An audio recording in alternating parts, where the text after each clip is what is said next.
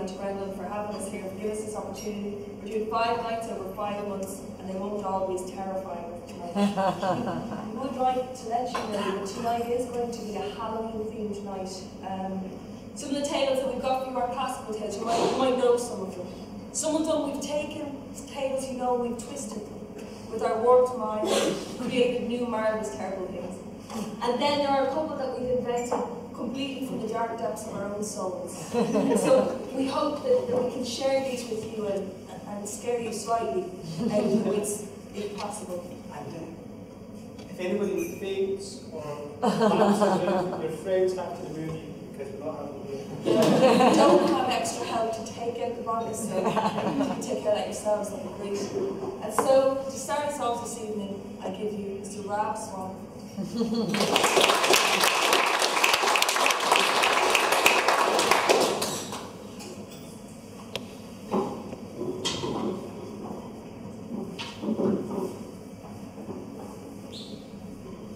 Now, we're in the museum, and so I'll start a little bit by talking about history.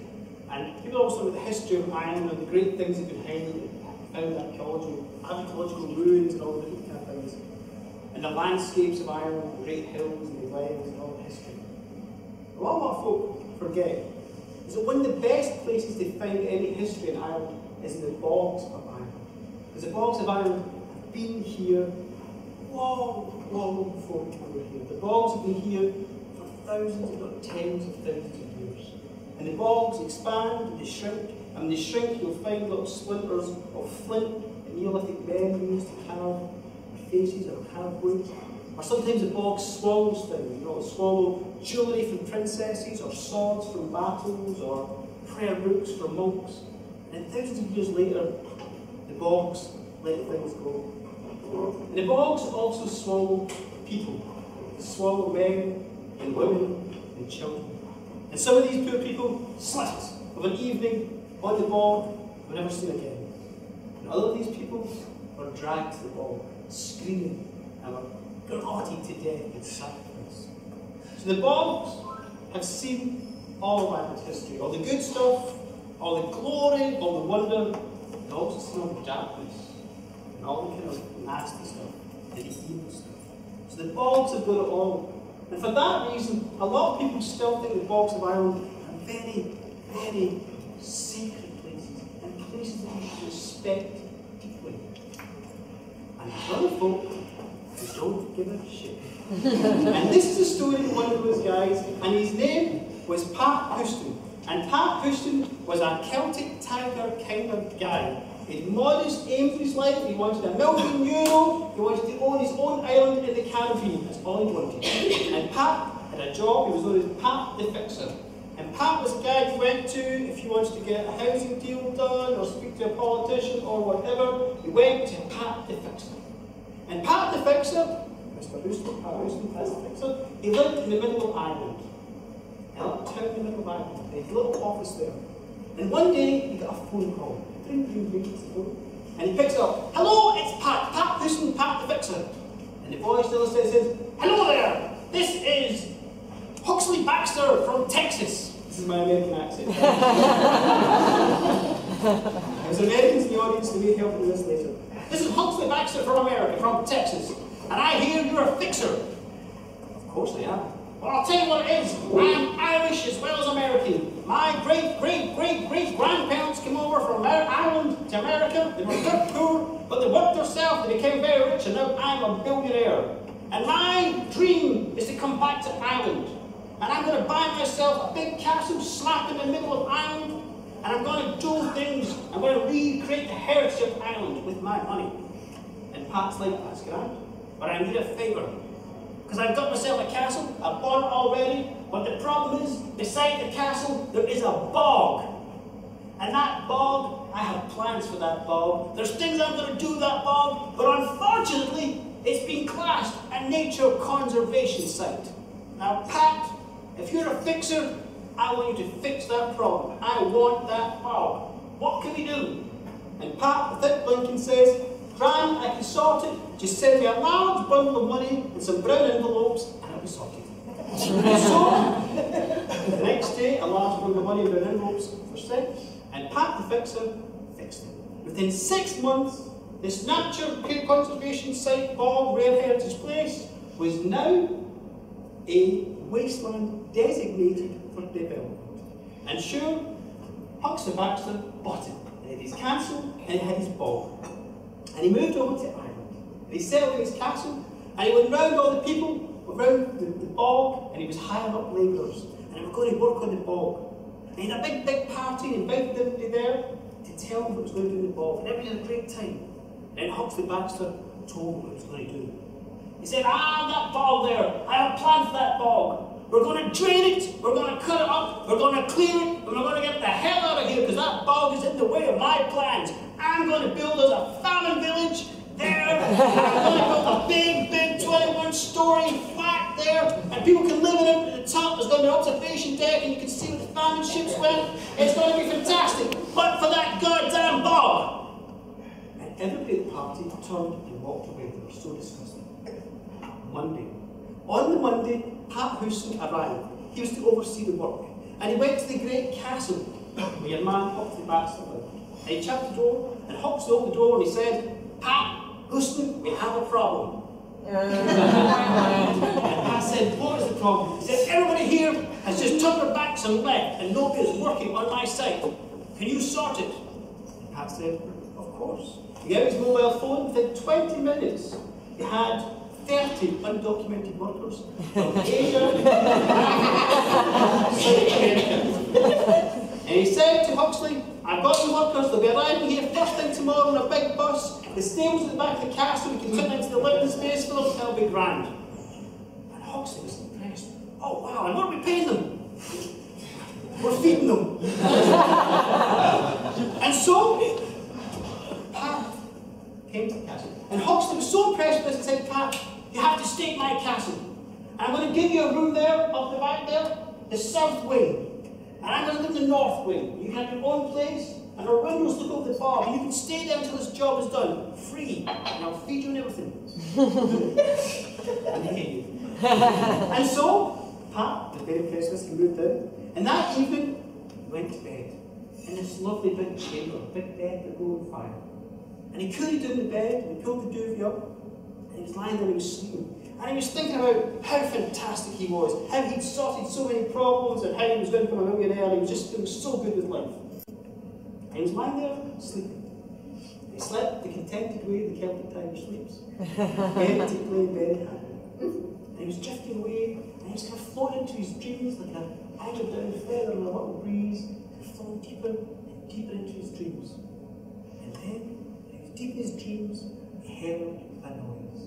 And it was like singing. It was a lament, very, very softly and gently. It was very sorrowful. And he could almost feel tears come to his eyes. And this lament was going on and on. He couldn't quite capture the words. They were going up and down. And he was feeling himself drawn into the lament. And his dream opened his eyes. And he saw a woman standing there. And she was moving. And she was very thin. And she was wearing like a pale, translucent gown. I could see the shape of her breast. And she was coming towards him. And he was hearing the music. And he was feeling himself get drawn closer and closer and closer to him. And then she reached out and she touched him. But her hands, they were cold and they were slimy and they were wet and they touched all over poor Pat's body, and Pat went, ah! And he woke up and he found himself halfway across the bedroom, out the bed, standing on the floor, naked. And he was covered in wet sweat, cold sweat. And he was like, oh my God, what happened there? And he looked around, he got a bad dream, he stoked up the fire, and he put on some clothes, and he sat there until the morning came. And the morning came, sure he got up, he went down to his breakfast, and then it was Huxley Baxter. He looked a bit tired as well, they had a fine big meal. And they heard the buses coming up with the undocumented workers. They all about the buses, were showing the stables, things were ready for the day, and the game's about to start. And Pat and Huxley came out from their meal and went out to the front to oversee the workers when suddenly whoosh, a big storm of rain came down. The rain was pounding so hard, the poor workers, they were bent over with the wave and they ran to the stables. Oh, and Huxley was so angry. God damn, what's going on with this weather? Pat said, it's Ireland. It's God giving you a day of rest. So let's go. So they took the day off. They had had to wait until they were in bed. So again, with a nice calm off day, and got things sorted, and at night, Pat went back to his bed. And he went to bed again, and he was cool again. And he heard the singing. This lament, it was joining, and it was the most heartbreaking thing I've ever heard, and it seemed to almost come from the very dawn of time before language and words existed. It was almost just like a sound of an emotion. It was drawing him and drawing him and drawing him, and he felt something getting pulled into. He opened his eyes, and there was a woman with a see-through gown, drawing him closer and closer, with her hands out, and he felt himself getting pulled towards her in a song. And she reached out her hands, and she embraced him, and he could feel the coldness and the slime, and he said, "Get off me!" And he opened his eyes, and there he was out of his bed. Only now, he was standing at the door of the bedroom, his hand on the handle.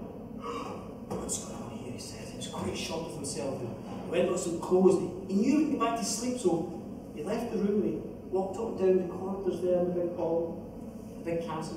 And he found himself going up to the north end of the castle, where Huxley was. And Huxley's room door was open, and he peeked in, and he could see Huxley. And Huxley was drinking whiskey and smoking a cigar and shouting, "God damn music! God damn me with the slimy fingers! God damn! Drink, drink, drink, drink, drink, drink!" Pat realised that there's something slightly spooky going on here. But of course, Pat was a Celtic man, Celtic man. He wasn't going to leave a job undone. The next day, they went out to get the workers, and the sun was out.